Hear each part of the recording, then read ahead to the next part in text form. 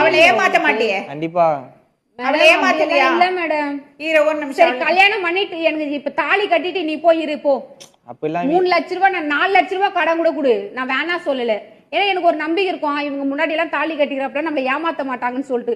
எனக்கு நீ அப்படி போறதுன்னா எனக்கு தாலி கட்டிட்டு போ. 3 லட்ச ரூபாய் இல்ல, 4 லட்ச ரூபாய் இருக்கட்டும், 6 லட்ச ரூபாய் இருக்கட்டும், நீ போய் 5 வருஷம் கழிச்சு கூட நீ திரும்பி வா. நரேஷ், என்ன நரேஷ், என்ன முட்டாளுன்னு நினைச்சிட்டியா நீ? சொல்லு. நீ இவர் வருவாரு, இவரு அவங்க வீட்டு ஃபீலிங் இருந்தாக்கா எத்தனை வந்து மொத்தமா என் மேல கொட்டிடுவாரு, எல்லாமே பண்ணிடுவாரு.